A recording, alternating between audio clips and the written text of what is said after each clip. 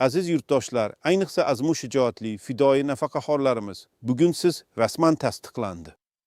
Pensionerlar uchun kommunal to'lovlar bekor qilindi.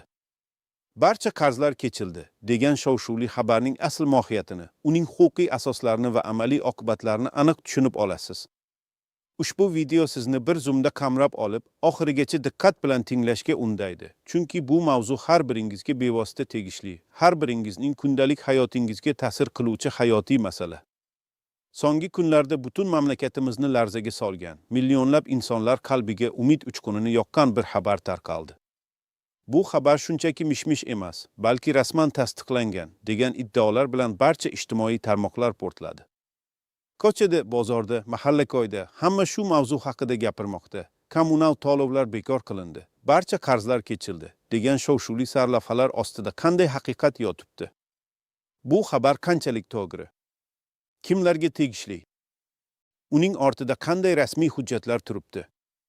Keling, shu savollarga huquqshunos nuqtai nazaridan birgalikda xolis va haqqoniy javob topamiz.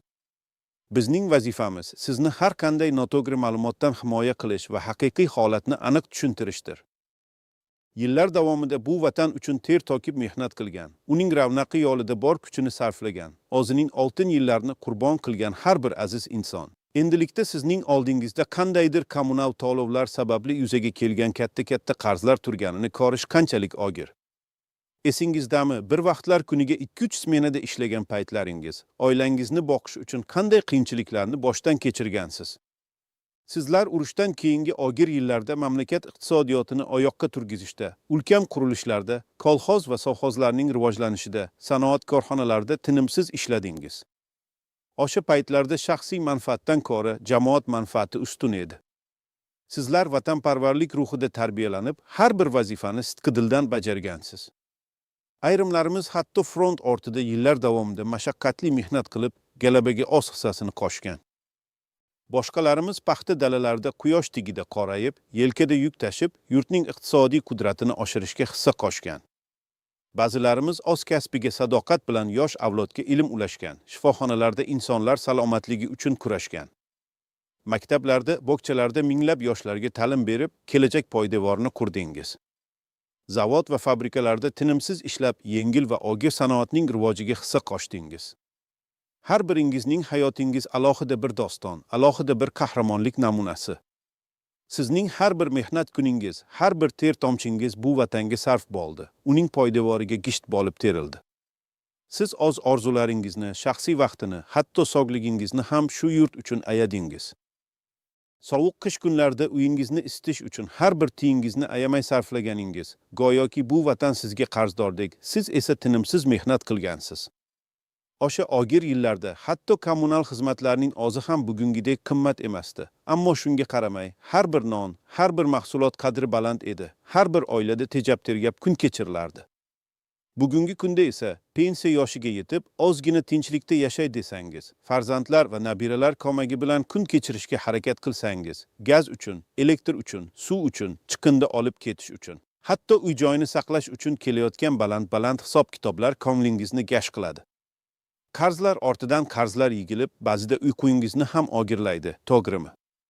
Doimiy ravishda qanday qilib to'layman, pensiyam yetarmikan degan savollar miyangizni kemiradi. Telefon qo'ng'iroqlari, eshikdagi taqillatishlar, bildirishnomalar, majburiy undirishlar haqidagi ogohlantirishlar. Bularning barchasi sizning yoshingizdagi insonga, umr bo'yi halol mehnat qilgan insonga kerakmikan? Shuncha mehnatdan keyin shunday bir og'ir ahvolda qolish adolatdanmi?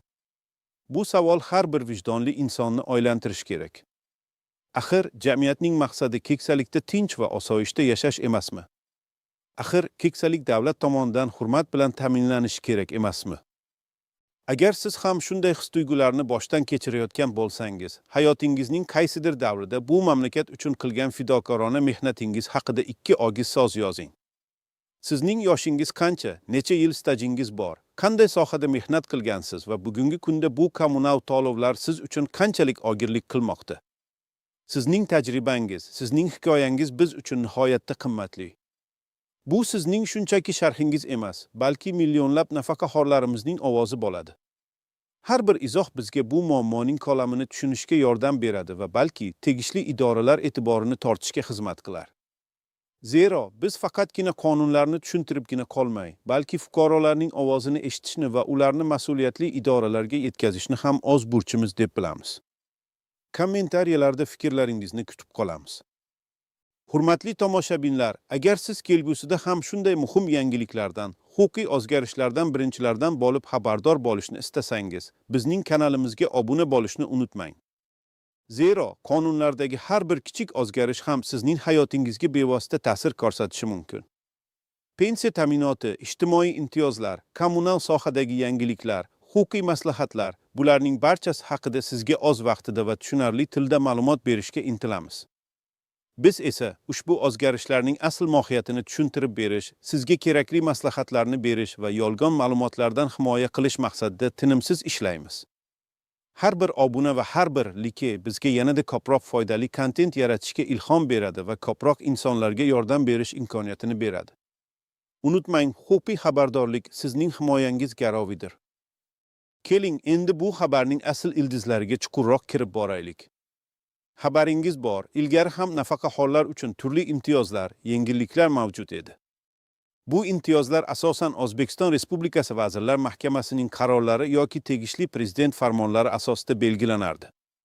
Masalan, ba'zi toifadagi fuqarolarimiz, masalan, Ikkinchi jahon urushi qatnashchilari va nogironlari, ularga tenglashtirilgan shaxslar, Chernobil fojiasi oqibatlarini bartaraf etishda ishtirok etganlar, ba'zi bir ijtimoiy himoyaga muhtoj oilalar uchun, ayniqsa boquvchisini yo'qotgan oilalar va yolg'iz yashayotgan yolg'iz pensionerlar uchun kommunal xizmatlarga haq to'lashda ma'lum foizlarda chegirmalar berilgan. Bu chegirmalar ko'pincha 50% dan 75% gacha bo'lishi mumkin edi. Ammo bu hech qachon to'lovlar bekor qilindi yoki barcha qarzlar kechirildi degan darajada bo'lmagan. Bu qonunlar ham o'ziga yarasha faqatgina eng muhtoj qatlamlarga qisman yordam berishga qaratilgan edi. Qolgan oddiy nafaqaxo'rlarimiz esa o'z pensiyalaridan har oyda belgilangan to'lovlarni amalga oshirib kelishardi. Ko'pincha pensiya miqdori bilan kommunal xizmatlar uchun to'lovlar o'rtasidagi tafovut, ayniqsa qish mavsumida, juda katta bo'lib, odamlarni qiyin ahvolga solib qo'yardi. Ba'zan bir oylik pensiyaning 3dan 1 qismi, ba'zan esa yarmidan ko'prog'i faqatgina isitish, elektr va gaz uchun ketib qolardi. Bu degani bir oyda sizning kundalik ehtiyojlaringizni, oziq-ovqat, dori-darmon, kiyim-kechak qondirish uchun juda oz mablag' qoladi. Ayrim hollarda hatto bu yetishmovchilik tufayli qarzlarga botish holatlari ham kuzatilgan. Elektr energiyasini tejashga, gazdan kamroq foydalanishga harakat qilishardi. Hatto qorong'uda o'tirishga, sovuq kunlarda yupqa kiyimlarda yurishga majbur bo'lishardi. Ba'zida hatto bir choynak suvni isitish uchun ham 2 marta oylab qolishardi. Issiq suvdan foydalanish esa hashamatdek tuyulardi. Bularning barchasi qadrdon nafaqaxo'rlarimizning og'ir turmush sharoitlarini ko'rsatib turadi. Bu holat ayniqsa qishloq joylarda, gaz ta'minoti markazlashtirilmagan hududlarda yoki elektr uzilishlari tez-tez kuzatiladigan joylarda yanada jiddiy tus olardi. Yog'och o'tin yoki ko'mir sotib olish, uni tashish va omborlash ham o'ziga yarasha muammo edi. Shaharda ham shunday qiyinchiliklar bor edi. Eski uylar, ta'mirtalab infratuzilma, qishda yetarlicha isitilmaslik kabi muammolar nafaqaxo'rlar zimmasiga katta yuk bo'lib tushardi. Bu albatta shunchaki moddiy emas, balki ma'naviy og'irlik ham edi. Umr bo'yi mehnat qilib, oxirida shunday ehtiyojda yashash har qanday inson uchun og'ir sinovdir. Bugungi kunda esa ijtimoiy adolat tamoyillari tobora muhim ahamiyat kasb etmoqda. Davlatimiz nafaqaxo'rlarimizning ijtimoiy himoyasini kuchaytirishga, ularning turmush sharoitini yaxshilashga alohida e'tibor qaratmoqda. Shu maqsadda turli islohotlar amalga oshirilmoqda. Aholining ehtiyojmand qatlamlarini qo'llab-quvvatlashga qaratilgan bir qancha dasturlar joriy etilmoqda. Biroq har qanday islohot ham o'zining huquqiy asosiga ega bo'lishi shart. Axir biz huquqiy davlatda yashayapmiz va har bir fuqaroning huquq va majburiyatlari qonun bilan belgilangan. Har bir davlat organi o'z vakolatlari doirasida ish olib boradi. Kommunal to'lovlar bekor qilindi yoki qarzlar kechirildi degan jumlalar bir qarashda juda jozibador tuyulsa-da, ularning ortida qandaydir aniq qonun hujjatlari yoki prezident farmonlari turishi kerak. Shunday emasmi? Qolaversa, bunday umumiy miqyosdagi o'zgarishlar davlat budjetiga juda katta yuk bo'ladi. Bu degani davlat shunday qaror qabul qilishdan oldin har tomonlama o'ylashi, hisob-kitob qilishi, barcha iqtisodiy oqibatlarni baholashi kerak. Ayni damda men ushbu videoni tayyorlayotganimda bunday umumiy va mutlaq bekor qilish yoki qarzlarni kechirish haqidagi rasmiy hujjatlar mavjud emas. Bu xabar qaysidir darajada noto'g'ri talqin qilingan yoki ma'lum bir guruhga tegishli bo'lgan imtiyozlar barchaga umumlashtirib yuborilgan bo'lishi mumkin. Ba'zida ijtimoiy tarmoqlarda bir eshitganimni men eshitganimga ishonmadim degan gaplar yuradi. Bu aynan shunday holat. Biror joyda berilgan kichik bir yengillik, masalan, bir hududdagi ijtimoiy himoyaga muhtoj bir nechta oilaga qaratilgan bir martalik yordam butun mamlakatga tatbiq etilgan deb noto'g'ri tarqalishi mumkin. Bu esa jamiyatda katta umid va keyinchalik tushkunlikni keltirib chiqaradi. Shuning uchun har doim rasmiy manbalardan ma'lumot olish juda muhim. Ishonchli axborot manbalariga murojaat qilish har bir fuqaroning mas'uliyati bo'lishi kerak. Bu bizning jamiyatimizdagi ma'lumot savodxonligini oshirishning muhim bir qismidir. Keling, aynan kimlar xavf ostida ekanligi va kimlarga esa haqiqatan ham yordam berilishi mumkinligi haqida batafsilroq gaplashaylik. Xavf ostida deganda birinchi navbatda nafaqaxonlarimizning eng zaif qatlamlari, ya'ni yolg'iz yashayotgan, qarindoshlari yordam bera olmaydigan yoki ularga befarq bo'lgan, sog'ligi yomonlashgani sababli ishlay olmaydigan, nogironligi bo'lgan, oilasida boquvchisi bo'lmagan, kam ta'minlangan oilalar misol bo'ladi. Ularning nafaqasi asosan o'zlarining shaxsiy ehtiyojlariga zo'rg'a yetadi. Qo'shimcha xarajatlar esa ularning ahvolini yanada murakkablashtiradi. Kasallik, dori-darmon xarajatlari, uy-joyni ta'mirlash zarurati, nabiralarni o'qitishga ko'maklashish kabi qo'shimcha xarajatlar ularning moddiy ahvolini yanada og'irlashtiradi. Afsuski, bugungi kunda ham aynan mana shu toifa nafaqaxo'rlarimiz kommunal to'lovlarni o'z vaqtida to'lashda eng ko'p qiyinchiliklarga duch kelishmoqda. Ularning qarzlari yillar davomida to'planib, ba'zan 100 minglab, hatto millionlab so'mlarga yetib bormoqda. Bunday holatlar nafaqat ularning moddiy ahvoliga, balki ruhiy holatiga ham jiddiy ta'sir ko'rsatadi. Doimiy stressda yashashga majbur qiladi, ba'zida umidsizlikka tushiradi. Ular o'zlarini jamiyatdan uzilib qolgandek, keraksizdek his qilishadi. Bu esa ularning sog'ligiga salbiy ta'sir ko'rsatadi. Xususan, qon bosimi ko'tarilishi, yurak xastaliklari avj olishiga sabab bo'lishi mumkin. Davlatimizning asosiy vazifalaridan biri aynan mana shu qatlamni himoya qilishdir. Boshqa tomondan, davlatimiz tomonidan nafaqalarni oshirish bo'yicha doimiy ishlar olib borilmoqda.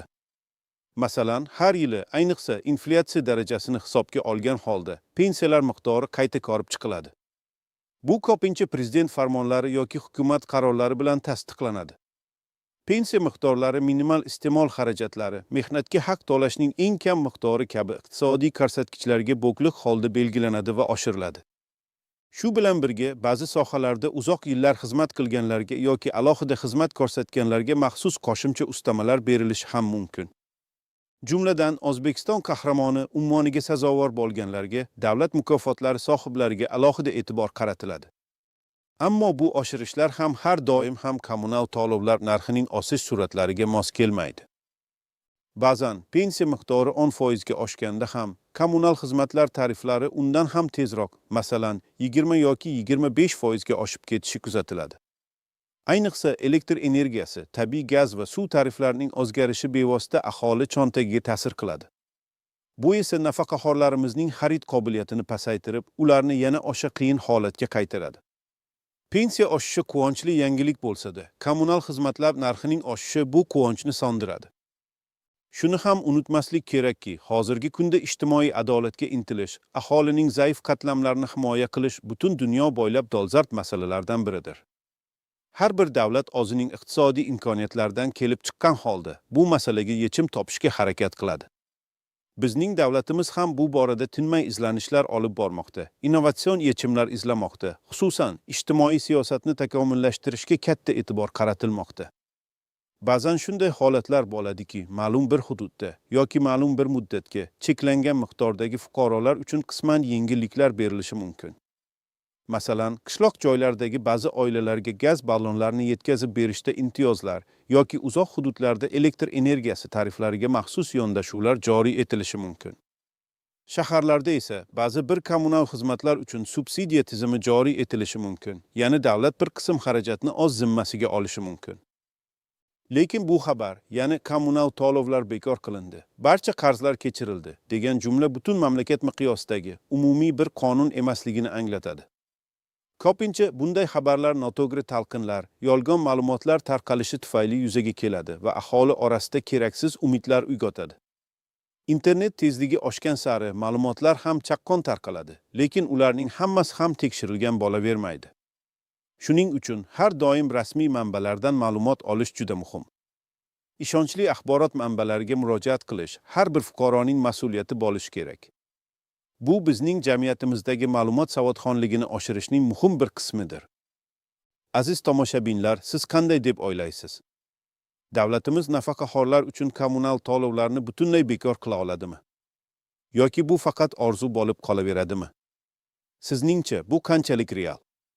Buning uchun mamlakat iqtisodiyoti qanchalik mustahkam bo'lishi kerak? Qancha mablag' talab qilinadi va bu mablag'larni qayerdan olish mumkin? Yoki balki boshqacha yechimlar bormi? Masalan, imtiyozlarni yanada kengaytirish, pensiyalarni kommunal to'lovlar narxidan ham tezroq oshirish yoki nafaqaxo'rlarga qo'shimcha daromad manbalari yaratish, ularni qulay ish o'rinlari bilan ta'minlash. Sizningcha, qaysi toifa nafaqaxo'rlarimizga birinchi navbatda yordam berish kerak? Yolg'iz yashovchi nogiron pensionerlargami, ko'p bolali kam ta'minlangan oilalarga yordam beruvchi buvlarimizgami yoki umuman barcha nafaqaxo'rlargami, barcha bir xil imtiyozlarga ega bo'lishi kerakmi? Bu borada o'z fikrlaringizni kommentariyalarda yozib qoldiring. Sizning har bir fikringiz, har bir taklifingiz biz uchun qimmatli. Bu nafaqat bizga, balki kelajakda davlatimizning ijtimoiy siyosatini shakllantirishda ham qaysidir ma'noda yordam berishi mumkin. Chunki xalqning ovozi har doim eshitilishi kerak. Xo'sh, bunday shov-shuvli xabarlar fonida qanday yo'l tutish kerak? Eng avvalo, xotirjamlikni saqlang va vahimaga tushmang. Shoshilinch xulosalar chiqarishdan saqlaning. Har qanday muhim qarorlar yoki qonun o'zgarishlari doim rasmiy manbalarda e'lon qilinadi. Bu Prezident devoni sayti, Adliya vazirligi sayti, Oliy Majlis palatalarining rasmiy sahifalari, huquqiy axborot Telegram kanali yoki ishonchli ommaviy axborot vositalari bo'lishi mumkin. Ushbu manbalarni muntazam kuzatib boring yoki bu borada bizning kanalimizdagi ma'lumotlarga tayaning. Mishmishlarga emas, balki rasmiy ma'lumotlarga tayaning. Agar biror hujjat haqida eshitsangiz, uning raqami va sanasini aniqlashga harakat qiling va rasmiy bazalardan qidirib toping. Shunda uning haqiqiyligiga ishonch hosil qilasiz va keraksiz asabiyliklardan qutulasiz. Ikkinchidan, agar sizda kommunal to'lovlar bo'yicha qarzlar mavjud bo'lsa, ularni imkon qadar bartaraf etishga harakat qiling. Zero, barcha qarzlar kechirildi degan xabar rasman tasdiqlanmaguncha, bu qarzlar sizning zimmangizda qolaveradi va kun sayin o'sib boradi. Qarzlar ortidan jarimalar va penaltilar hisoblanishi, hatto ba'zi hollarda sud orqali undirish choralari ko'rilishi mumkin. Bu esa nafaqaxo'rlar uchun yanada og'ir holatni yuzaga keltiradi. Chunki sudda yutilgan taqdirda sizdan nafaqat asosiy qarz, balki sud xarajatlari, davlat bojlari, ijro ishi xarajatlari va ba'zida advokat xarajatlari ham undirilishi mumkin. Agar qarzni birdaniga to'lash imkoni bo'lmasa, tegishli kommunal xizmat ko'rsatuvchi tashkilotlarga gaz ta'minoti, elektr ta'minoti, suv ta'minoti, chiqindini olib ketish xizmati, boshqaruv kompaniyalari murojaat qilib, to'lovlarni bo'lib to'lash, rassrochka bo'yicha kelishuv tuzishga harakat qiling. Buning uchun sizdan ariza, pensiya guvohnomasi nusxasi, qarzdorlik to'g'risida ma'lumotnoma va ba'zi hollarda mahalla fuqarolar iginidan tavsiyanoma talab qilinishi mumkin. Barcha zarur hujjatlarni tayyorlab, yozma ariza bilan murojaat qiling va arizaning ikkinchi nusxasini qabul qilib olganliklari haqida belgi qo'yishlarini so'rang. Bu kelishuvni qonuniy kuchga ega bo'lishini ta'minlaydi. Ba'zi hollarda jazo choralarini qo'llamaslik sharti bilan to'lov jadvalini tuzishga rozi bo'lishadi. Bu sizning eng oqilona yo'lingiz bo'ladi. Hech qachon muammodan qochmang, balki uni hal qilishga intiling, chunki muammo yashirilgan sari u kattalashib boraveradi. Uchinchidan, ijtimoiy himoya tizimlaridan xabardor bo'ling va ulardan foydalanishga harakat qiling. Davlatimiz ijtimoiy himoyaga muhtoj fuqarolar, jumladan nafaqaxo'rlar uchun bir qator dasturlar va imtiyozlarni taqdim etadi. Agar siz kam ta'minlangan oila hisoblansangiz yoki yolg'iz yashayotgan nafaqaxo'r bo'lsangiz, mahalliy hokimiyatlarga, tuman shahar hokimliklari, xalq qabulxonalariga yoki pensiya jamg'armasining hududiy bo'limlariga murojaat qilib, qanday imtiyozlar yoki yordam turlari sizga tegishli ekanligini bilib oling. Hukumat tomonidan qashshoqlikka qarshi kurash doirasida temir daftar, ayollar daftari, yoshlar daftari kabi ro'yxatlar mavjud bo'lib, ular orqali muhtoj oilalarga moddiy yordam ko'rsatiladi. Bu ro'yxatlarga kiritilish uchun ma'lum mezonlar mavjud. Masalan, oilaning daromadi, a'zolar soni, uy-joy sharoiti. Oz mahalla fuqarolar iginingizga murojaat qilib, ro'yxatga kiritilish shartlarini bilib olishingiz mumkin. Ba'zi hollarda kommunal to'lovlar uchun ham moddiy yordam ajratilishi mumkin. Bu borada oz mahalla fuqarolar yiginlariga ham murojaat qilishingiz mumkin. Ular vaziyatni o'rganib chiqib, tegishli tavsiyalar berishadi. Hatto hujjatlarni rasmiylashtirishda ham yordam berishadi. Mahalliy hokimliklar va ijtimoiy xizmatlar ham ba'zi hollarda bir martalik yordamlar ko'rsatishi mumkin. Bundan tashqari, xalq qabulxonalari orqali prezidentga yoki hukumatga murojaat qilish imkoniyati ham mavjud. Sizning murojaatingiz albatta ko'rib chiqiladi va tegishli tartibda javob beriladi. Bularning barchasi sizning haqqingiz va ulardan foydalanishdan tortinmasligingiz kerak. To'rtinchidan, agarda sizga kommunal to'lovlar bekor qilindi deb turib, sizdan to'lov talab qilishsa, bu haqiqatdan ham shundaymi yoki bu kimningdir noto'g'ri harakati deb o'ylasangiz, darhol Adliya vazirligining ishonch telefoniga yoki Oliy Majlis inson huquqlari bo'yicha vakili, ombudsmanga murojaat qiling. Ularning vazifasi fuqarolarning huquqlari himoya qilishdir. Aloqa uchun barcha ma'lumotlar rasmiy veb-saytlarda ko'rsatilgan. Bundan tashqari, iste'molchilar huquqlarini himoya qilish jamiyatlariga ham murojaat qilishingiz mumkin. Agar kommunal xizmat ko'rsatuvchi tashkilotlar sizga noqonuniy ravishda bosim o'tkazayotgan bo'lsa, xizmat ko'rsatish sifatiga rioya qilmayotgan bo'lsa yoki sizning huquqlaringiz buzilayotgan bo'lsa, bu organlar sizga huquqiy yordam ko'rsatadi. Shikoyatlaringizni o'rganib chiqib, tegishli choralar ko'radi. Bizning huquqshunoslik kanalimiz orqali ham savollaringizni berishingiz mumkin. Biz imkon qadar sizga aniq va ishonchli javoblar berishga harakat qilamiz, zeroki sizning huquqlaringiz himoyasi bizning ustuvor vazifamizdir. Esingizda bo'lsin, huquqiy savodxonlik bu sizning asosiy himoyangizdir. O'z huquqlaringizni bilmaslik, afsuski, ko'pincha sizni himoyasiz qoldiradi va turli suiiste'molliklar qurboniga aylantirishi mumkin. Xulosa qilib aytganda, aziz nafaqaxo'rlar, ushbu video davomida biz rasm tasdiqlandi. Pensionerlar uchun kommunal to'lovlar bekor qilindi. Barcha qarzlar kechildi degan shov-shuvli xabarning asl mohiyatini tahlil qildik. Afsuski, hozircha bunday umumiy va to'liq bekor qilish yoki qarzlarni kechirish haqidagi rasmiy hujjatlar mavjud emas. Bu xabar ehtimol ma'lum bir guruhga tegishli imtiyozlarni noto'g'ri umumlashtirish yoki shunchaki mishmish bo'lishi mumkin.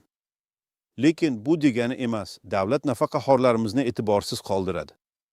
Aksincha, davlatimizning nafaqaxo'rlarimizga bo'lgan e'tibori, ularning ijtimoiy himoyasini kuchaytirishga qaratilgan doimiy sa'y-harakatlari bu yo'nalishdagi ishlarni davom ettirishga umid beradi. Kelajakda bu borada ijobiy o'zgarishlar bo'lishiga, ayniqsa ehtiyojmand nafaqaxo'rlarimiz uchun qo'shimcha yengilliklar va imtiyozlar joriy etilishiga ishonchimiz komil. Muhimi, xabardor bo'ling, huquqiy savodxonligingizni oshiring va doimo rasmiy manbalarga ishoning. Sizning tinch va farovon hayotingiz uchun har bir imkoniyatdan foydalanish kerak. Endi esa o'sha eng boshida aytilgan savolga qaytamiz. Sizningcha, ushbu xabar haqiqatmi yoki shunchaki xalqning orzusimi?